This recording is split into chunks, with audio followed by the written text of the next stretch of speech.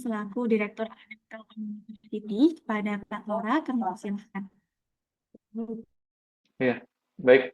Assalamualaikum warahmatullahi wabarakatuh. Terima kasih Mbak Waritsa sudah memandu acara ya. Dan izinkan saya menyapa terlebih dahulu kepada Bapak Ibu Padek 1 yang sudah hadir. Ada Bu Irni, terima kasih sudah berkenan hadir Bu. Kemudian ada juga Pak Mamat dari FTE, terima kasih Pak Mamat sudah berkenan hadir. Tadi saya lihat juga ada Bu Marta juga ya. Terima kasih sudah berkenan hadir. Pak Nasir dari FRI, kemudian Bu Arini ya dari Evika, kemudian Pak Wardani Muhammad tadi saya juga lihat ada juga dari FIT, kemudian FIF ada ya Pak Cok. Wah, terima kasih Pak Cok sudah berkenan hadir ya. Saya paham ada paralel juga dengan acara di fakultas ya Bapak Ibu. Terima kasih sudah menyempatkan untuk ikut hadir dan mendampingi ya para dosennya. Ada juga dari kampus cabang eh, Pak Catur tadi saya lihat ya, Pak Catur, terima kasih sudah berkenan hadir. Kemudian Pak Agus Win ya, Pak Agus Win dari TUS, Pak Kristanto dari TUJ, kemudian eh, cukup ya, kayaknya sudah tersebut semua ya. Terima kasih Bapak Ibu Wadek 1 dan Wadir yang sudah berkenan hadir. Kemudian terima kasih juga kepada Bu Erna dan tim BPA, Pak Pradip yang hadir juga ya mengawal acara ini, eh, sehingga kita nanti bisa apa ya mengikutinya dengan baik gitu ya di samping kesibukan kita. Dan tak lupa saya juga menyapa Bapak Ibu dosen, terima kasih sudah berkenan untuk hadir ya di acara pagi ini. Program ini adalah lanjutan dari apa yang pernah kami sampaikan di rapat pengampuan perkuliahan ya pada waktu itu tanggal 19 Agustus, di mana salah satu programnya adalah penguatan literasi gitu ya. Waktu itu kami sepakati bahwa program literasi ini gitu ya itu diselenggarakan di kelas percontohan gitu ya, setiap prodi ada 2 kelas, dan kami mengevaluasi di interim ya setelah nilai masuk, kemudian kami melakukan evaluasi dan melakukan survei gitu ya. Alhamdulillahnya cukup baik Bapak Ibu, ini ya hasil surveinya. Nanti secara detail mungkin Bu Erna yang akan menyampaikan, tapi kurang lebih bahwa pertama dari sisi persepsi dosen ada sebanyak 138 dosen yang sudah mengisi, dan lebih dari 50%-nya ya atau 53,6%-nya itu uh, berdampak gitu ya. Jadi bahwa program literasi kita ini selaras dan ada hasilnya gitu ya. Saya juga lihat beberapa ininya ya bagus ya, dari pertama persepsinya bahwa ini meningkatkan pemahaman mahasiswa, jadi lebih punya motivasi untuk membaca, meningkatkan critical thinking gitu ya, berani menyampaikan pendapat dan sebagainya gitu ya. Ini oke sekali. Terima kasih juga kepada Bapak Ibu yang sudah mengisi ya. Yang paling banyak dari FEP ya saya lihat, kemudian diikuti FIK, FIF, dan TUS ya. Dan juga seluruh fakultas alhamdulillah sudah mengisi semuanya. Terima kasih Bapak Ibu. Untuk survei literasi baca tulis itu target siswanya kemarin kami dapatkan ada total 916 yang sudah melakukan pengisian gitu ya. Dan memang hasilnya ada yang sudah tercapai dan ada yang belum Bapak Ibu. Jadi kenapa? Karena ini kan baru setengah perjalanan gitu ya. Artinya program ini positif gitu ya Bapak Ibu. Dan kemarin hasil dari Rapim Profso juga menyampaikan ini di rapat konferensi apa ya waktu itu ya di Surabaya gitu ya, dan mendapat apresiasi gitu ya dari Pak Beni gitu ya, kelembagaan. Artinya ini akan jadi role gitu ya, value akan mungkin akan secara nasional gitu ya. Jadi digitalisasi di tingkat 1, kemudian digitalnya baru kita akan kebut di tingkat 2 gitu ya. Nah, izin Bapak Ibu sesuai arahan dari Prof. Suwo bahwa program ini akan kami perluas gitu ya ke seluruh mata kuliah gitu ya di tingkat 1 gitu ya, tingkat 2, tingkat 3 juga sebenarnya nggak masalah gitu ya, karena ini membaca itu kan butuh proses gitu ya Bapak Ibu ya. Jadi 10-10 yang sudah kita jalankan, kita perluas. Nah nanti detailnya seperti apa, Bu Erna dan Mas Pradip mungkin yang akan menyampaikan Bapak Ibu. Intinya kami akan support terkait dengan kebutuhan Bapak Ibu. Jika memang diperlukan, oh ada butuh untuk apa membaca ya referensi atau buku novel gitu ya, Open Library akan siap untuk mensupportnya gitu ya. Seperti itu. Nah, harapannya ini survei ini akan diperluas, kemudian di akhir dari semester nanti akan kita survei kembali Bapak Ibu untuk melihat capaian gitu ya. Kemudian apakah akan berhenti sampai di semester ini? Tentunya tidak ya. Program ini akan menjadi program yang seterusnya akan kita pakai gitu ya di semester-semester berikutnya gitu ya. Tentunya masukan dari Bapak Ibu akan berharga gitu ya. Nanti di ujung akhir semester akan kami minta masukannya, maka silahkan ditulis apa saja yang perlu kita perbaiki untuk next semester depan kita selenggarakan lebih baik lagi. Mungkin itu saja dari saya, Mbak Warisa. Terima kasih banyak untuk waktunya. Selamat menikmati, Bapak Ibu. Selamat menikmati. Baik, terima kasih kepada Pak Tora atas sambutannya. Nah, Bapak Ibu, hari ini kita akan memasuki acara inti. Kita akan mendengarkan penyampaian materi mengenai sosialisasi program penguatan literasi baca tulis dan numerasi untuk tahun ajaran 2025-2026 semester ganjil. Nah, materi ini akan disampaikan oleh Kepala Bagian Pengembangan Akademik kepada Ibu Ena Hikmawati. Kami persilahkan. Ya, baik. Terima kasih Mbak Itza. Suara saya sudah jelas terdengar ya, Bapak Ibu? Jelas, jelas. Oke, saya izin share screen.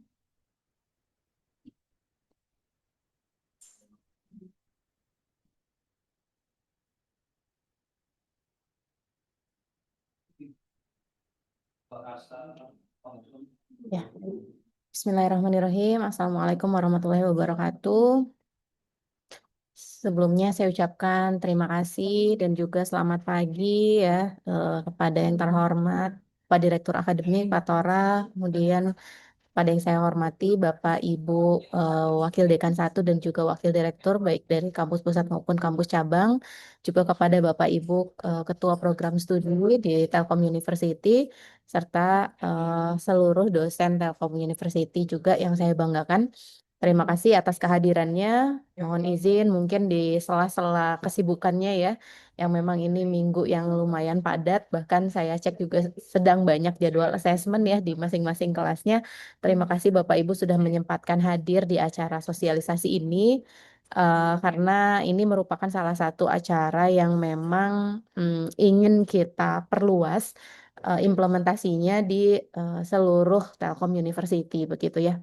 Jadi mungkin salah satu yang mengawal program literasi baca tulis dan numerasi ini memang ada di Direktorat Akademik, khususnya di bagian pengembangan akademik dan juga disupport oleh Open Library seperti itu. Nah, Bapak Ibu, kenapa hal sosialisasi ini menjadi penting? Karena sebetulnya ya sebelumnya sudah kami sampaikan beberapa kali di rapat pengampuan, tapi ternyata mungkin masih ada beberapa kelas yang masih miss sehingga anggapannya program penguatan literasi baca tulis dan numerasi ini diterapkan hanya di kelas-kelas tertentu saja. Padahal harapannya ini sudah diterapkan di seluruh kelas yang ada di Telkom University, Bapak Ibu. Nah, kemudian mungkin di sesi kali ini, di sini kami dari BPA ingin memberikan contoh gitu ya, bagaimana sih strategi implementasinya di masing-masing kelas yang tentunya mungkin strategi ini tidak bisa kita samaratakan karena ada karakteristik kelas yang berbeda ya. Ada yang mungkin kelas praktikum, ada kelas teknik, ada kelas yang shape, sosial, dan lain-lain. Mungkin caranya akan berbeda. Hanya mungkin di sini kami memberikan sedikit gambaran saja.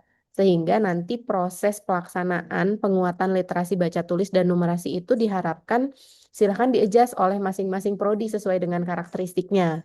Hanya mungkin proses evaluasi dan monitoringnya, pengukurannya tetap akan dikawal oleh tim BPA. Seperti itu, Bapak Ibu. Nah, sebelumnya mungkin kenapa menjadi penting literasi dan baca tulis dan numerasi ini sesuai dengan visi Universitas Telkom yang baru ya di tahun 2028 ini menjadi universitas kewirausahaan berbasis Safe AI yang unggul secara nasional. Yang kita tahu saat ini penggunaan AI-nya sudah marak, tapi kita juga perlu mengawasi gitu ya penggunaannya itu lebih safe. Apa itu safe? Di sini juga sudah dijelaskan lebih secure, accurate, fair, dan explainable AI. Nah, untuk mencapai Safe AI itu tentunya perlu literasi baca tulis yang kuat ya, Bapak Ibu. Karena kalau tidak, yang sering terjadi gitu ya saat ini di mahasiswa kita ada tugas, kemudian mereka memanfaatkan AI, dan secara plek-ketiplek mereka langsung sampaikan di tugasnya tanpa membaca atau menulis ulang. Sehingga sebagian besar tidak paham ya atas konteksnya atau isinya seperti apa. Nah, penguatan literasi baca tulis dan numerasi ini diharapkan bisa memberikan pemahaman yang lebih dalam gitu ya terkait dengan apa atau informasi apa yang didapatkan oleh mahasiswa tersebut gitu. Kemudian yang kedua adalah dari sisi SDGs berkontribusi pada Sustainable Development Goals. Dari sini maka kenapa literasinya menjadi penting di era AI yang tadi saya sampaikan? Harapannya mahasiswa itu tidak hanya langsung apa ya namanya mengkonsumsi apa yang dihasilkan oleh AI, tapi ada filternya, ada kemampuan kritisnya, ada argumentatif yang bisa disampaikan, sehingga penggunaan AI ini menjadi lebih bermakna, lebih berdampak gitu ya. Kenapa? Karena AI-nya yang mengarahkan adalah kita, bukan AI yang mengarahkan gitu ya, tapi kita yang mengarahkan AI kebalikannya.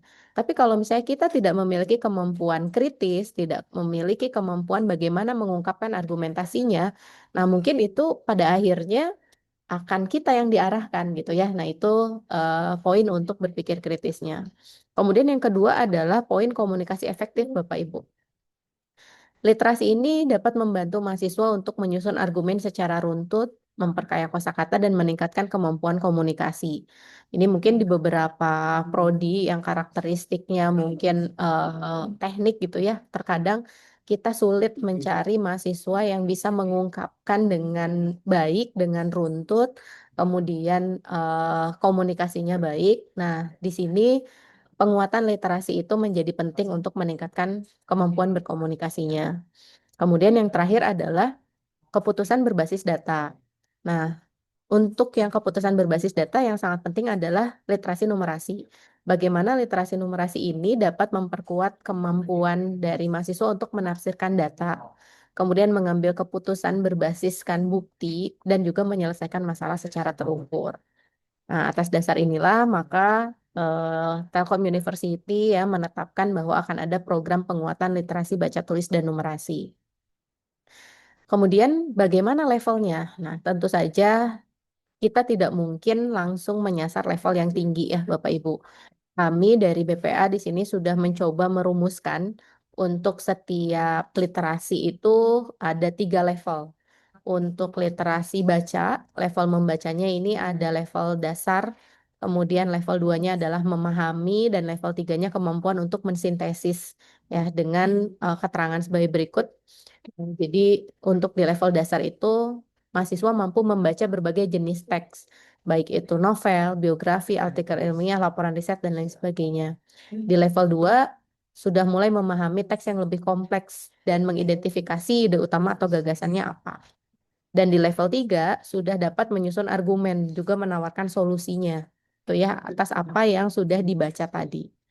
Di level menulis juga sama, ada 3 level. Yang level pertama adalah refleksi, kesimpulan, atau state of the art. Di level 2-nya menulis dengan bahasa sederhana, dan di level 3-nya penulisan di level akademik ya. Contohnya adalah menulis artikel ilmiah dengan struktur yang tepat, argumen yang logis, dan dukungan referensi yang relevan. Sedangkan untuk di numerasi, 3 levelnya itu yang pertama memahami informasi kuantitatif ya. Jadi kalau di sini memahami operasi dasar matematika karena ternyata ada isu yang terjadi mahasiswa yang sudah di tingkat atas pun ketika diberikan pertanyaan dasar tentang operasi matematika terkadang masih bingung gitu ya, masih perlu berpikir beberapa saat. Nah, mungkin hal itu terjadi karena mahasiswa saat ini sudah jarang melakukan perhitungan secara manual ya, biasanya langsung dibantu oleh tools. Nah, di sini mungkin perlu diingatkan lagi. Kemudian di level 2, pengolahan dan pemecahan masalah, seperti contohnya menghitung rata-rata, selisih, tren, menyusun strategi logis, dan di level 3-nya itu menganalisis data secara kritis, menarik kesimpulan, sampai menyusun rekomendasi berbasiskan data. Nah, ini adalah rekap hasil survei pra dan interim Bapak Ibu yang sudah kita laksanakan ya. Jadi sebetulnya di pilot project kemarin kita sudah data masing-masing 2 kelas ya. Dan itu hanya diterapkan di akhir saja, di akhir pertemuan ya, kalau tidak salah 2 pertemuan. Nah, ini hasil survei pra dan interimnya seperti ini Bapak Ibu. Ya, Dari sisi jumlah responden, tadi yang sudah disampaikan Pak Tora juga, saat ini yang terbanyak dari FEB mengikuti fakultas yang lain. Kemudian eh, di bagian ketercapaian levelnya, ya untuk survei pra itu kebanyakan masih ada di level 1 ya. Kemudian di survei interim kita lihat sudah mulai meningkat ya, sudah ada yang di level 3 dan juga level 2. Seperti itu Bapak Ibu. Nah, kemudian ini untuk yang literasi baca tulis, status capaian ini survei untuk yang pra-nya. Jadi masih banyak yang belum tercapai, yang tercapainya masih lebih sedikit gitu ya. Sedangkan pada saat interim ini sudah mulai seimbang ya antara yang sudah tercapai dengan yang belum tercapai. Kemudian yang terakhir adalah literasi numerasi. Di literasi numerasi ini juga sama. Di survei pra-nya masih banyak yang ada di level 1, sedangkan di interim sudah mulai naik ya. Nah, dengan hasil survei yang ini, walaupun waktunya terbatas, ternyata kan ada peningkatan level ya, Bapak Ibu, dari pra ke interim. Nah, dari dasar inilah diharapkan proses penguatan literasi baca tulis dan numerasi ini bisa diekstend di seluruh kelas, bisa diimplementasikan di seluruh kelas, sehingga mungkin ketercapaian levelnya bisa lebih tinggi dan lebih luas, begitu ya Bapak Ibu. Nah, sejak kapan? Kami harapkannya di semester ini ya, sekarang sedang berjalan. Jadi mungkin nanti di akhir akan ada pengumuman Bapak Ibu. Tahapan apa saja yang harus dilakukan, mengingat bahwa semester ini kita sudah masuk di pertemuan minggu ke-11 ya Bapak Ibu, minggu ini tuh. Nah itu jadi kalau untuk semester depan ya sudah pasti itu kita akan terapkan dari awal semester. Hanya di semester ini mungkin masih ada yang menerapkan, ada yang belum gitu. Jadi mulai minggu ini diharapkan sudah diterapkan di semua kelas. Seperti itu. Oke, ini capaiannya, kemudian bagaimana strategi dan mekanisme program penguatan literasi baca tulis dan numerasinya. Nah, ini yang tadi saya sampaikan. Jadi mungkin ini bukan pakem yang harus diimplementasikan plek-ketiplek seperti ini ya Bapak Ibu. Sekali lagi, silahkan boleh di-adjust, disesuaikan dengan karakteristik mahasiswa, karakteristik prodinya. Bahkan di satu prodi juga mungkin akan berbeda level implementasinya untuk setiap mata kuliah yang berbeda. Ya. Nah, ini hanya contoh saja beberapa implementasi yang bisa dilakukan. Yang pertama adalah dengan konsep storytelling. Nah, metode penyampaian pesan melalui cerita yang menarik, perhatian, membangkitkan emosi, dan memudahkan pemahaman. Nah, mungkin di sini contoh implementasinya bisa dalam bentuk studi kasus naratif dengan tokoh dan tantangan. Kemudian bisa proyek berbasis cerita kuliah tamu gitu ya, dengan menghadirkan praktisi storytelling atau cerita pembuka dan analogi naratif. Nah, kemudian dalam rangka implementasinya, di sini kita menerapkan frameworknya sama ya, PDCA. Jadi dari sisi plan, mungkin Bapak Ibu plannya bisa diimplementasikan untuk semester depan ya, karena sekarang sudah berjalan. Ketika merancang desain pembelajaran, CLO, dan juga RPS, mungkin diharapkan berbasis narasi.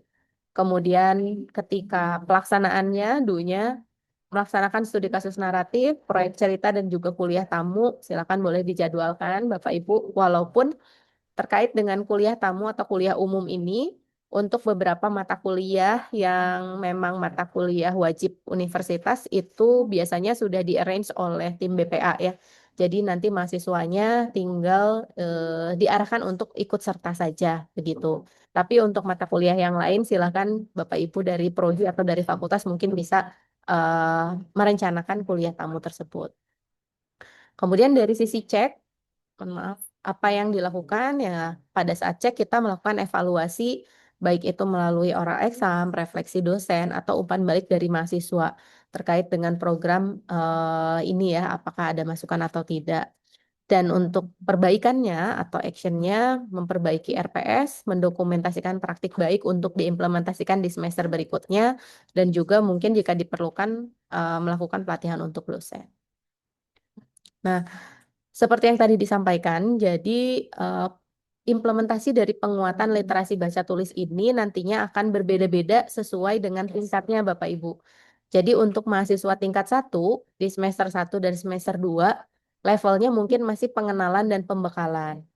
Nah, Termasuk mungkin kalau teman-teman di tingkat 1 kan belum terlalu mengenal lingkungan kampus juga ya.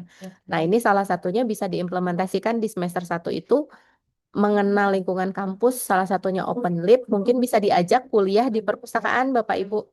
Ya, jadi dari Open Lab sudah membuka dan sudah sempat mengumumkan juga ya di rakor aksi waktu itu bahwa Open Lab membuka space untuk Bapak Ibu jika ingin melakukan perkuliahan di perpustakaan. Silakan nanti mekanisme dan lain-lainnya nanti mungkin bisa disampaikan oleh tim Open Lab juga. Kemudian di perpustakaan diarahkan untuk membaca buku ringan, kemudian menulis ringkasan, atau mungkin menambahkan ice breaking literasi. Itu untuk mahasiswa di tingkat 1 ya, semester 1.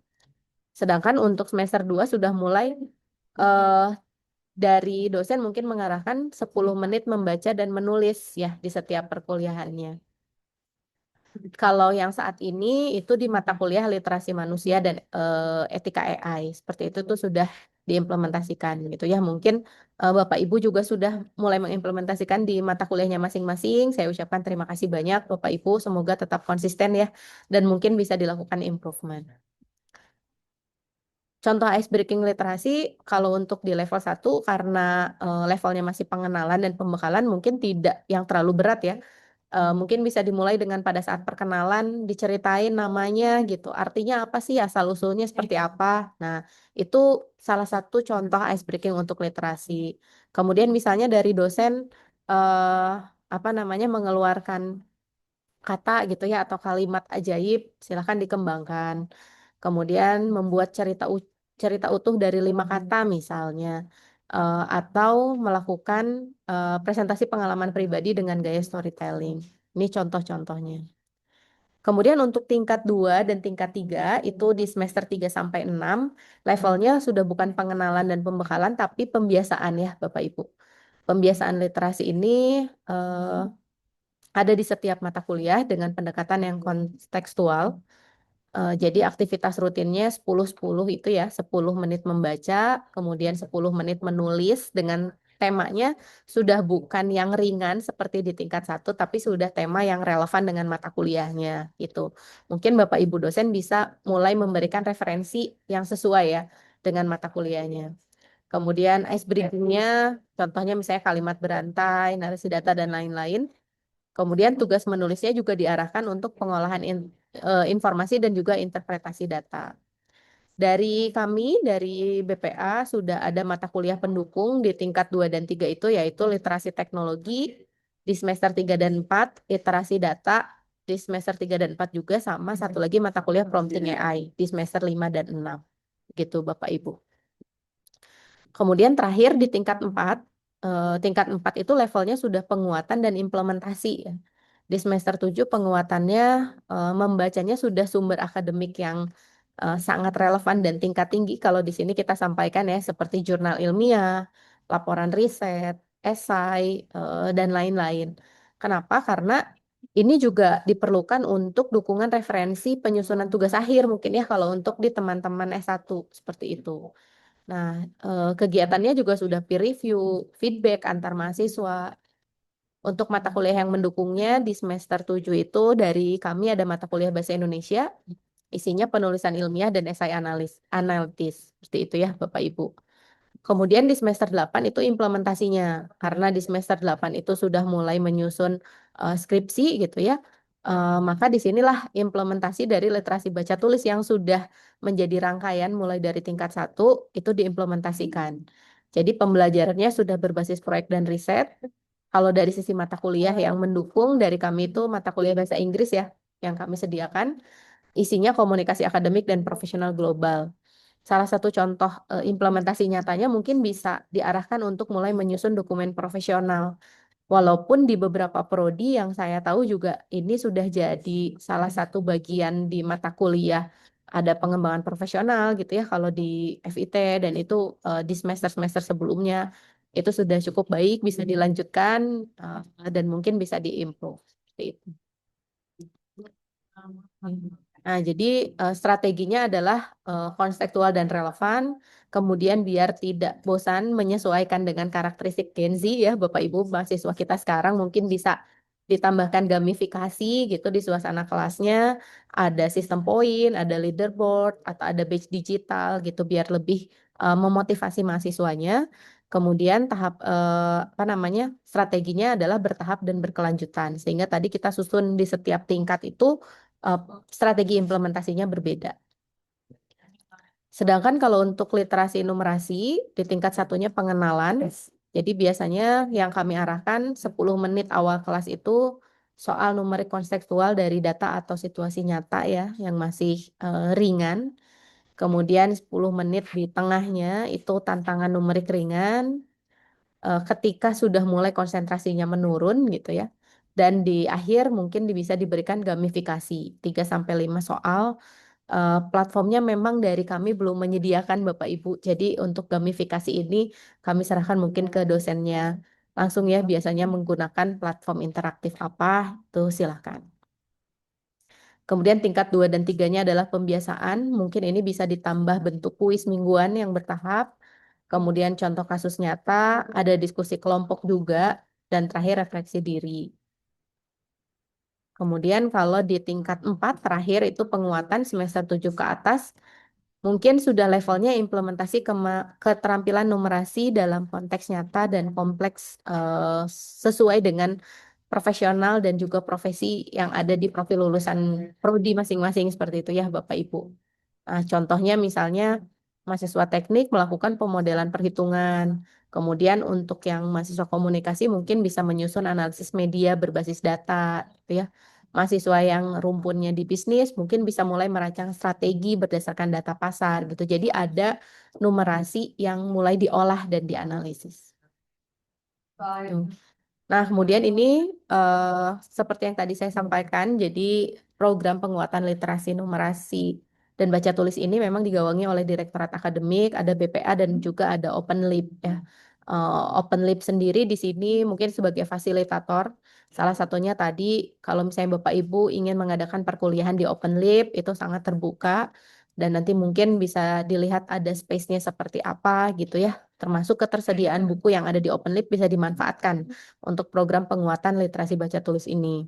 Kemudian bisa juga dalam bentuk konsultasi, seminar atau beberapa kegiatan literasi itu sekarang sudah mulai gencar diadakan oleh tim Open Lib ya Bapak Ibu. Jadi mahasiswanya mungkin bisa diarahkan mengikuti serangkaian kegiatan terkait dengan literasi tersebut. Kemudian fasilitas, tadi saya sudah sampaikan, dan juga bisa dalam bentuk kolaborasi kerjasama dosen dalam tugas literasi, misalnya mahasiswanya diarahkan ke Open Lib untuk mencari referensi, seperti itu.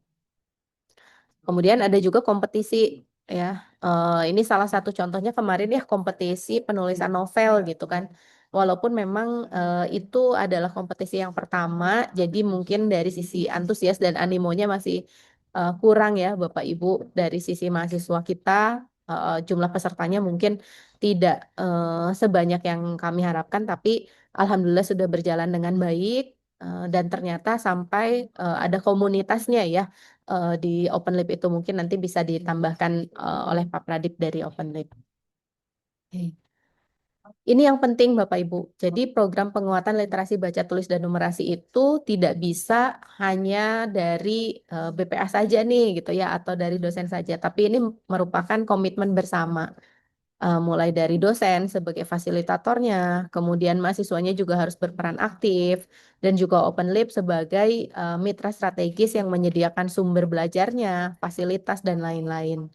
Ya, sehingga kita bisa mempersiapkan lulusan yang memang bisa berinovasi, berkontribusi pada pembangunan berkelanjutan, dan siap menghadapi tantangan global.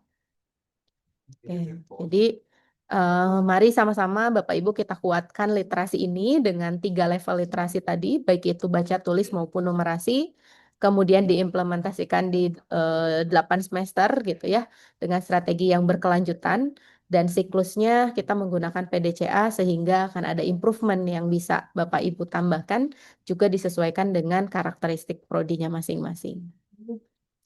Ini beberapa feedback dari program implementasi penguatan literasi baca tulis dan numerasi di kelas pilot project ya Bapak Ibu yang semester lalu yang hanya berjalan 2 minggu terakhir saja. Ternyata dengan 2 minggu terakhir saja mahasiswa yang asalnya pasif ternyata bisa terlihat lebih aktif. Kemudian ketiga aspek literasi ini memang saling terintegrasi dalam tahapan tugas besar, mulai dari diskusi, ide, perancangan, pembuatan gambar teknik, dan lain-lain, gitu ya. Dan lain sebagainya, ini beberapa kutipannya yang kita capture, ternyata positif ya, gitu feedbacknya. Seperti itu.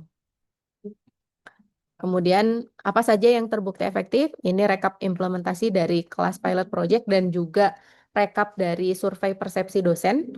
Ternyata resum tulis tangan itu efektif ya Bapak Ibu. Benar-benar membantu mahasiswa untuk membaca, bukan hanya mengcopy saja. Kemudian hitungan manual ternyata menguatkan logika numerik dan ketelitian juga. Kemudian infografis dan poster, kemudian ada baca tulis, diskusi dan feedback, media interaktif dan lain-lain. Nah, ini mungkin beberapa tools yang bisa Bapak Ibu gunakan ya untuk media interaktif. Bisa pakai Mentimeter, Kahoot, Random Picker gitu ya dan lain sebagainya. Oke. Nah, ini adalah tantangan yang muncul di kelas. Jadi memang kemampuan atau minat membacanya yang rendah. Nah, ini mungkin kita sama-sama evaluasi ya Bapak Ibu. Nanti setelah semester ini berakhir, ada survei persepsi dosen yang mungkin ada feedback juga yang bisa Bapak Ibu sampaikan. Kira-kira tantangan yang ada di kelas itu apa saja sehingga kita bisa sama-sama memikirkan ya solusinya agar program ini bisa berjalan lebih baik lagi. Seperti itu. Apalagi yang mungkin ini ya ketergantungan pada AI itu yang sangat sulit kita batasi. Nah, tapi bagaimana cara kita memvalidasinya? Misalnya ada hal yang lain dan ini kita akan buka sesi FGD juga mungkin nantinya dengan dosen-dosen yang bisa memberikan atau yang sudah bisa mengatasi gitu ya kendala ini. Di kelas saya bisa diatasi dengan ABCD misalnya seperti itu. Oke, baik. Itu saja mungkin Bapak Ibu yang saya sampaikan. Setelah ini mungkin ada pengumuman atau mungkin ada informasi tambahan dulu dari Pak Pradip dari Open Lab. Mangga Pak, ada yang ingin disampaikan? Baik, terima kasih Bu Erna. Saya izin share screen ya, Bu Erna.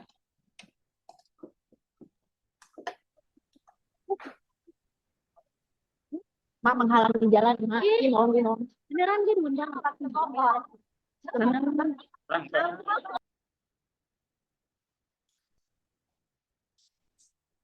Baik, Bapak Ibu, setelah tadi mendengarkan pemaparan Bu Erna ya, bahwa Telkom University saat ini sedang gencar melakukan penguatan literasi baca tulis dan juga numerik untuk mahasiswa. Kami dari Open Library sangat memberikan apresiasi positif dan juga banyak dukungan untuk kegiatan penguatan literasi baca tulis dan numerik. Tadi sempat disebutkan Bu Erna juga bahwa Open Library lebih berperan sebagai fasilitator, mediator, dan juga memberikan ruang, baik itu diskusi maupun kelas di Open Library, agar mahasiswa bisa lebih dekat lagi dengan buku dan juga aktivitas diskusi. Nah, ini dukungan dari Open Library, mulai dari sosialisasi Turnitin AI untuk Save AI, tadi juga sudah disebutkan, untuk Save AI jadi bagian untuk mahasiswa pembelajarannya, kemudian lomba menulis novel You yang kemarin rampung dan sudah ada juara 1 dengan juga beberapa pemenang lainnya. Kemudian kami juga ada penambahan ruang di luar gedung utama, ada di Gedung Barung dan juga TULT. Ada optimalisasi ruang diskusi, podcast, dan mini teater. Jadi mahasiswa bisa berkuliah dengan dosen di Open Library dan mendekatkan diri dengan buku-buku yang ada di Open Library. Tadi juga sempat disebut bahwa untuk klub baca ada komunitasnya, kami juga sudah membentuk All Reading Club di semester ini, sehingga mahasiswa bisa lebih leluasa untuk membaca buku, berdiskusi, dan juga melakukan storytelling. Ini beberapa evaluasi saat kami menerima perkuliahan di Open Library. Prodi yang sudah menyelenggarakan perkuliahan di Open Library ada MBTI, TE, kemudian Ilmu Komunikasi, Akuntansi, dan juga D3 Sistem Informasi. Dari beberapa kelas ini kami juga sempat berdiskusi dengan mahasiswa dan dosennya terkait kendala dan juga tantangan ketika memindahkan perkuliahan di Open Library. Tadi disebutkan bahwa untuk mahasiswa tahun pertama semester 1 itu mahasiswa diajak ke Open Library untuk mendekatkan diri dengan buku fisik. Mungkin nanti mekanismenya ketika di ruang kelas atau perkuliahan membutuhkan buku-buku digital itu bisa dibagikan porsinya. Misalkan 10 menit membaca tulis itu baca dan tulis tangan gitu ya. Kalau tadi bahasanya Bu Erna nulis resume, terus kemudian juga membaca buku fisik, tapi ketika membutuhkan yang digital kami juga menyediakannya. Nah, salah satu kelebihan pada perkuliahan di Open Library untuk mendukung 10 menit baca dan tulis, mahasiswa lebih dekat dengan buku, jadi bisa mengakses buku fisik secara langsung. Oleh karena itu juga kami sedang mengupayakan peningkatan jumlah buku-buku rekreatif yang di dalam termasuk ada soft skill, biografi, novel, dan juga self-improvement untuk menunjang program penguatan literasi ini. Beberapa kekurangan yang ada di perkuliahan Open Library ini, yang paling kentara adalah keterbatasannya ruang tertutup. Jadi kami sudah memberikan satu area yang didesain khusus gitu untuk perkuliahan. Namun ketika ruangan itu terbuka, itu bisa jadi ada saling dengar gitu ya, suara pengunjung dengan suara kelas. Walaupun di ruangan terbuka, biasanya kami mengadakan perkuliahan di Open Library itu di mezanin ruang quiet zone dan juga collaboration zone gitu. Tapi tetap itu suaranya bisa kedengeran. Tapi kami sudah memasang tanda bahwa zona tersebut atau area tersebut akan digunakan untuk perkuliahan pada rentang waktu tertentu. Kemudian juga beberapa kelas yang ada di Open Library itu belum mengoptimalisasikan penggunaan buku untuk 10 menit baca dan tulis. Harapannya ketika kelas pindah ke Open Library, kami juga bisa menyediakan beberapa buku untuk mahasiswa dibaca secara berkelompok gitu. Oleh karena itu juga 10 menit baca dan tulis itu kami harapkan jika tidak di Open Library, itu bisa di kelas. Jadi buku-bukunya pun bisa di-request ke kami sehingga kami bisa menyediakan buku-bukunya. Namun ini juga jadi salah satu evaluasi buat kami ketika keterbatasan jumlah buku untuk satu judul itu menjadi tantangan. Biasanya dosen ketika ingin mendiskusikan satu judul buku membutuhkan eksemplar yang banyak. Sementara secara SOP untuk satu judul buku itu kami batasi 2 atau 3 eksemplar. Mungkin kedepannya untuk Bapak dan Ibu ketika ingin mendiskusikan satu buku gitu ya, atau misalkan merekomendasikan bahan bacaan itu bisa bacaannya itu dikombinasikan atau divariasikan. Sehingga misalkan bisa 3 atau 4 judul untuk satu kelas.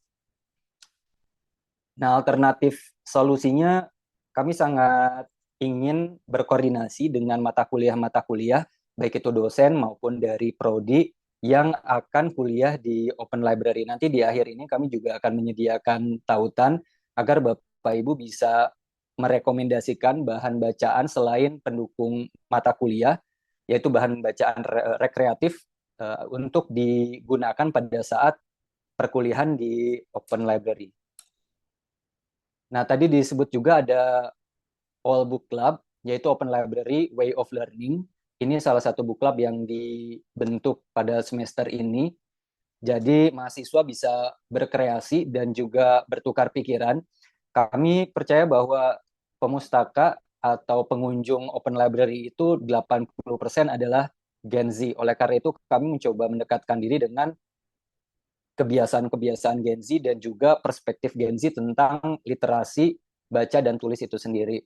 Jadi kami mengadakan beberapa kegiatan seperti diskusi buku, kemudian silent reading, dan juga book journaling untuk meningkatkan literasi baca tulis mahasiswa. Ini juga kami terbuka ketika Bapak dan Ibu ingin berkuliah di Gedung Barung atau berkolaborasi dengan All Book Club untuk kegiatan literasi baca tulis, itu bisa disampaikan ke kami sehingga bisa kami fasilitasi juga. Nah, ini mungkin yang Bapak dan Ibu sudah ketahui, ada beberapa ruangan yang bisa digunakan tergantung jumlah mahasiswa yang nanti bisa ditampung. Biasanya untuk kelas 30 sampai 40 mahasiswa kami gunakan mezanin atas di ruang kolaborasi dan juga quiet Zoom. Jadi memang karena ini keterbatasan infrastruktur, Bapak dan Ibu, kami harapkan bisa mengecek ketersediaan jadwal sehingga antara satu mata kuliah dengan mata kuliah lain tidak tumpang tindih. Nah, ini juga ada di TWLT lantai 1. Sebetulnya ini tidak terlalu besar, tapi bisa cukup digunakan untuk diskusi buku di TWLT lantai 1 dekat TOS, kemudian juga di Gedung Barung tadi sempat disebutkan juga bisa 30 sampai 40. Tapi memang kalau di Gedung Barung ini karena ruang literasinya itu lebih santai ya, jadi lebih eh, lesehan gitu, nggak ada kursi. Nah, ini kegiatan-kegiatan yang kami coba lakukan untuk mendukung literasi baca tulis. Beberapa di antaranya juga ada storytelling, kemudian juga ada peningkatan literasi finansial. Nah, kami juga mencoba merangkum data pinjaman buku dari 2024 sampai 2025. Dan dari data ini terlihat ada kenaikan yang sangat signifikan untuk buku-buku kesusastraan itu naik kurang lebih sekitar 45%. Kami belum mencoba mencari ada hubungan kausalitas apakah peningkatan peminjaman buku kesusastraan ini akibat dari gerakan penguatan literasi baca tulis ini atau ada faktor-faktor lain. Mungkin di semester depan kami akan coba breakdown kira-kira faktor apa saja yang menyebabkan kenaikan di genre kesusastraan ini. Nah, ini peminjaman buku terbanyak per prodi, ini kurang lebih sebetulnya ada peningkatan, ada beberapa prodi yang naik, ada beberapa prodi yang turun.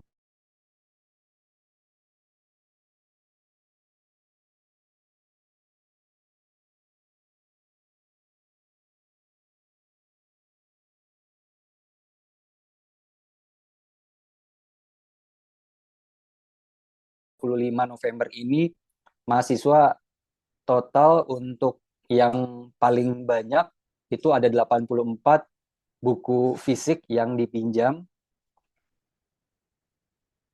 Sementara ini pengunjung onsite, jadi kami juga mengalami banyak peningkatan di 2025. Salah satunya karena ada kegiatan perkuliahan dan juga sesi literasi yang kami coba adakan di setiap TW atau setiap semesternya. Ini juga terjadi di kampus cabang, di Purwokerto, di Surabaya, dan juga Jakarta. Nah, Bapak Ibu, untuk meningkatkan literasi baca tulis, ini kami masih ada kuota buku ajar. Kami juga sedang mencoba mengalokasikan buku-buku yang tidak berkaitan dengan buku ajar. Misalkan jika Bapak Ibu ingin membuat novel, buku cerita, kemudian juga puisi, akan kami coba fasilitasi sebagai bagian dari peningkatan literasi baca tulis untuk mahasiswa semester 1 dan juga 2 melalui bacaan rekreatif. Nah, ini dukungan buku bacaan literasi, baca tulis numerik, Bapak Ibu bisa di-scan. Nanti kami juga akan mengirimkan lewat NDE kepada para Kaprodi. Jadi ini khusus untuk bacaan rekreatif seperti novel, kemudian juga fiksi, kemudian buku-buku self-improvement, soft skill. Ini kami sangat tampung rekomendasi bacaan dari Bapak dan Ibu. Kemudian juga di formulir ini juga ada jadwal perkuliahan di Open Library yang bisa Ibu Bapak request di kami gitu. Sehingga nanti kami bisa mengontak Ibu atau Bapak ketika nanti bukunya sudah tersedia, jadwalnya juga sudah tersedia. Nanti ini akan kami kirimkan juga lewat NDE. Itu aja yang bisa kami sampaikan dari Open Library, Bu Erna. Terima kasih. Baik, terima kasih Pak Pradip. Mungkin sesi selanjutnya silakan saya serahkan ke Mbak Iksa lagi. Baik, terima kasih kepada Ibu Erna dan juga Pak Pradipta. Nah, selanjutnya dari Bapak Ibu dosen, apabila ada yang ingin ditanyakan, boleh silakan disampaikan melalui kolom chat atau juga bisa melalui fitur raise hand yang ada di Zoom. Langkah Bapak Ibu. Tadi saya sudah cek ada pertanyaan dari beberapa Bapak Ibu, saya coba bacakan dulu. Yang pertama untuk Pak Pradipta dari Pak Surya Mihrandi. Pertanyaannya adalah, Kalau kelas discussion-nya Open Library dipinjam untuk menggelar bimbingan rutin, apakah memungkinkan? Gimana, Pak? Oke, Pak Surya, terima kasih atas pertanyaannya. Kalau misalnya jadwal rutin, sebetulnya perlu mengecek ketersediaan karena open discussion room itu dibuka untuk semua dosen. Jadi mungkin Bapak bisa mengecek ketersediaannya di Open Library mobile app atau minta mahasiswa untuk menghubungi eh, staf kami atau pustakawan kami gitu. Tapi kalau misalnya untuk di blog tiap hari Senin atau tiap hari Selasa itu karena secara sistem setiap minggunya harus di booking berulang. Seperti itu Pak Surya. Baik. Lalu, em, baik, dari Pak Surya sudah menjawab. Terima kasih dan sudah cukup. Lalu selanjutnya di sini juga ada pertanyaan eh, dari FKS. Kalau yang di gedung E itu apakah bisa digunakan juga, Pak, untuk aktivitas literasinya? Itu ada di lantai 1 gedung N, gedung Barung, Mbak Asta, yang di bawah deket ruangannya BSLA sama BPA di lantai 1. Jadi ada PLANG ya, Open Library Extension. Itu bisa digunakan. Jadi kalau misalnya nanti mau ngajak mahasiswa baca tulis atau diskusi di sana, itu karena lesehan yang ngampar, jadi lebih rileks itu bisa coba koordinasi ke kami juga. Nanti kami coba kondisikan ruangannya untuk pembelajaran. Baik. Lalu kemudian di sini juga ada pertanyaan dari Ibu Eva Yuliana. Untuk Pak Pradipta juga. Untuk student lunch di GKU lantai 9, apakah bisa disediakan mini library, buku-buku berbahasa Inggris sesuai varian prodi di sana? Mungkin ini masukan ya, Pak ya? Ya, siap Bu Eka. Kami coba sediakan untuk buku-buku berbahasa Inggris sesuai dengan prodi-prodi kelas inter ya. Baik. Baik.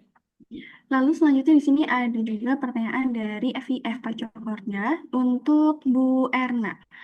Selamat pagi, sebuah program yang menarik. Izin saran agar memperkuat dampak program untuk perluasan dan penguatan apakah hasil survei dapat dikaitkan dengan PLO atau aspek dalam PDCA terkait kurikulum OBE. Gimana, Bu? Ya, baik. Terima kasih Pak Cok. Betul Pak, biar jadi sekali mendayung 2-3 pulau terlampaui ya. Jadi yang dievaluasi nanti mungkin bukan hanya program literasi, baca tulis dan numerasinya aja, tapi bisa langsung dikaitkan dengan PLO di kurikulum OBE-nya. Nah ini mungkin nanti yang akan dijadikan satu agenda FGD bersama para Wadik satu atau mungkin kita bisa extend sampai level Kaprodi ya Pak Cok ya. Terima kasih Pak masukannya. Nanti kita coba rumuskan ya surveinya akan seperti apa. Baik, semoga menjawabnya Pak Cokorda. Di sini juga ada saran atau masukan yang sempat terlewat saya baca dari Ibu Eka Yuliana. Masukannya adalah khusus mahasiswa kelas internasional sebaiknya perlu dilakukan asesmen kemampuan baca tulis bahasa asingnya karena sangat terasa kualitasnya menurun sekali. Berarti ini untuk Bu Erna dan Pak Pradipta ya. Nah, di sini selanjutnya dari Pak Holis Sofi. Izin bertanya untuk mengadakan perkuliahan di Open Library, bagaimana prosedurnya? Boleh dijawab Pak Pradipta? Boleh Pak bisa mengontak pustakawan kami. Nanti kami juga akan kirim NDE untuk penyediaan buku-buku rekreatif yang dibutuhkan saat berkuliah di Open Library gitu. Jadi bisa hubungi kami di hotline, ada di Instagram juga, atau misalkan Bapak meminta mahasiswa untuk datang ke Oplib nanti untuk mengatur perkuliahannya gitu, itu bisa. Oh ya, di sini juga ada pertanyaan lanjutan Pak dari Bu Asta. Untuk yang gedung E tadi, gedung E itu apakah bisa digunakan diskusi dengan mahasiswa Pak?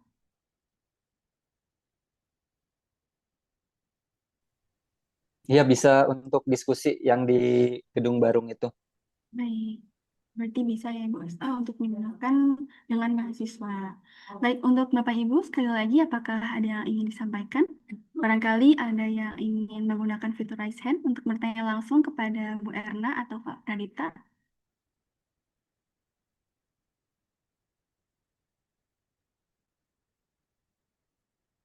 Baik, karena belum ada yang bertanya dan sudah tidak ada yang merespon, maka di sini saya akan menjelaskan